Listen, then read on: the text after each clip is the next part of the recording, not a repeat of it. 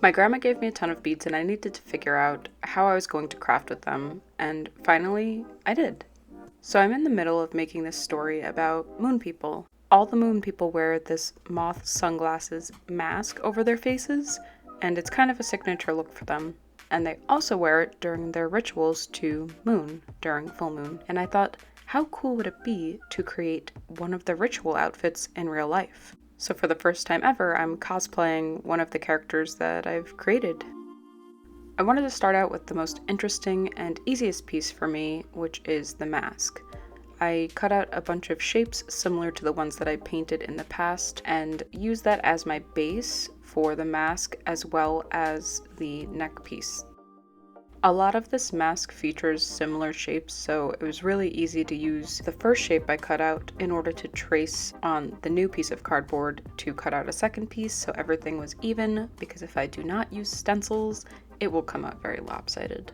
And in this clip here, I'm cutting out the moons that are on the shoulders, kind of looking like horns on each side. I thought it would be an interesting design choice to also mimic the whole moon theme. This is the chest/neck piece. I wanted it to be a thick piece of cardboard so then I could cover it in a ton of stones. I want this costume to closely look like the sketch that I did, so that's why I chose the shape that I did. And now looking back at all this footage, I think I definitely need to double up on cardboard to make sure that the weight of the stones can be held up properly with the cardboard that I have.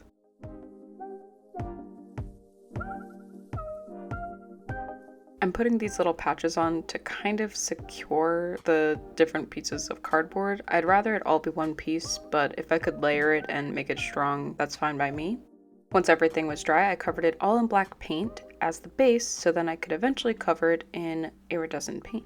I really enjoy how the iridescent paint looks on top of black. I like that you could see the black through the iridescence, and I really wanted it to be an interesting color underneath all the gems that I'll be putting on there. Next up are all the moons. I thought it would be fine to do a basic yellow, but the cardboard wasn't handling my yellow. I think it's too opaque, so I just slapped on a layer of white paint and then continued that trend onto the other pieces of cardboard because I just wanted to get the purest form of the colors that I'm putting on. I like things very prismatic. I don't want them muted in any way. Once the neck chest piece was done, it was time to apply all of the gems. These are moonstones, and I needed to put them everywhere. So here's a time lapse of me doing that. I thought I had more blue clear ones. Turns out it wasn't enough for this piece, so I had to improvise and use the other ones that I had. These are from years ago and I can't find them on Michael's website or Amazon at all, so I just had to do with what I had. And I'm actually pretty happy with how I used a gradient on this, and it kind of looks like fish scales, which I'm trying to go for. The more naturey, the better.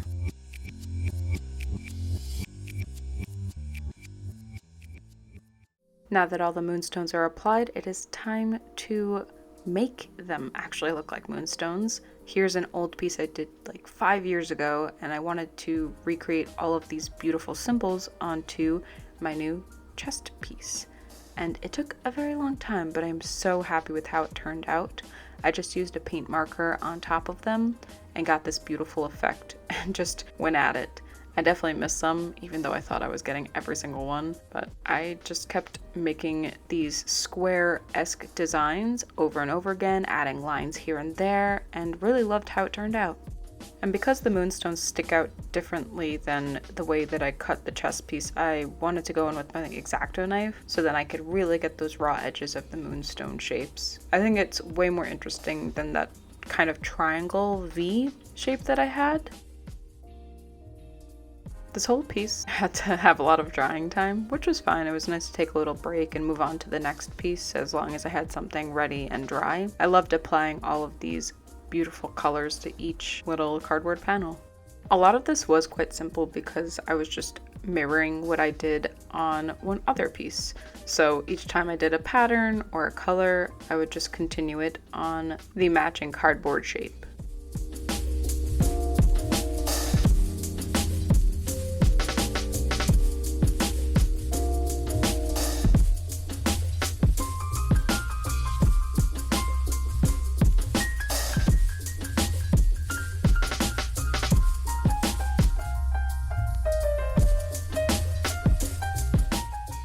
To create more symmetry, I used this eye shape for the sunglass eye slash moth eye design, and I even measured it, which I hate doing, but I wanted these to look well. I really like these characters and I want this costume to turn out accurate.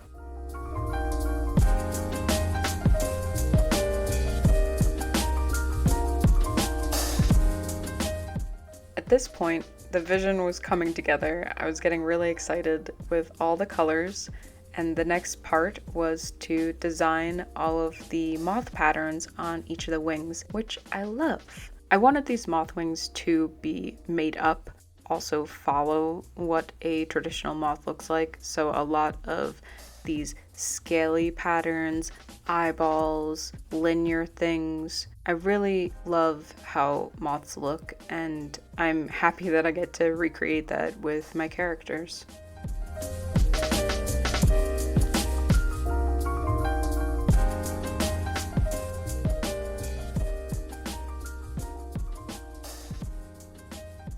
Once I put this layer of glue down, I thought it would be really interesting if I put some iridescent paint on top. So I chose this blue-green in order to get that sunglass effect. So when it is in the sun, you see the color change, and that's going to show you, I guess that's where the eyes are going to be. I haven't really figured out the mechanics of the moth mask. I just like how it looks.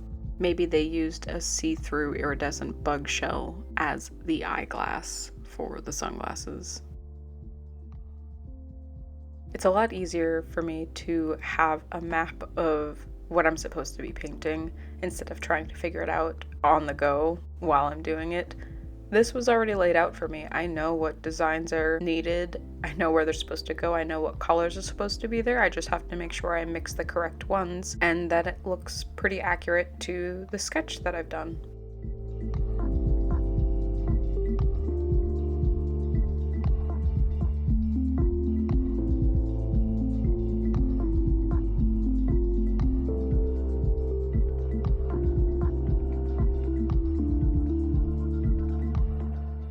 For these characters, I love a good thick black outline. I love how it makes it look cartoony.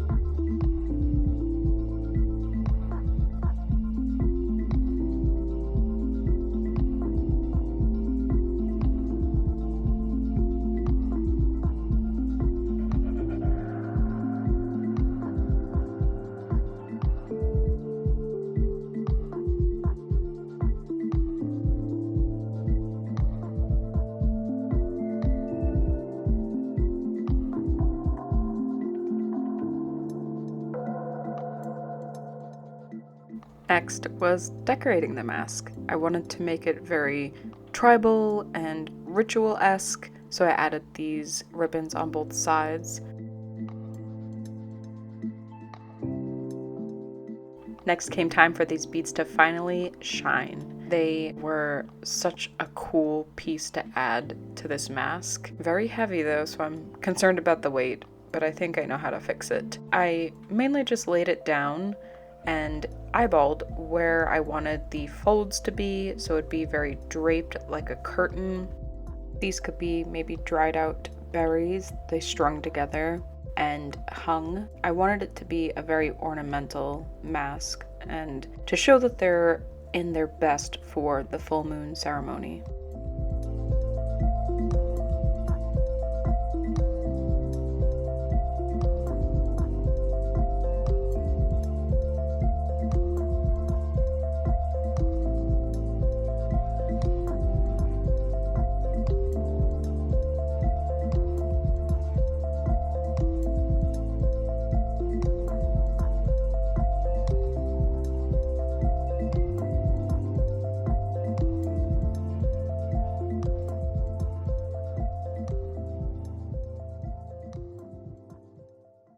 While I was waiting for everything to dry, I realized I had all of these natural looking beads, and how wonderful would it be if my characters had rings with different rocks and stones and just beautiful things to go with their ritual outfits. So I picked out my top rocks and beads, used some hot glue on the metal, and popped it on. I thought they looked lovely and something that a nature people would love to wear, because I sure loved wearing them. It made me feel very fancy and like a fairy or a moon person.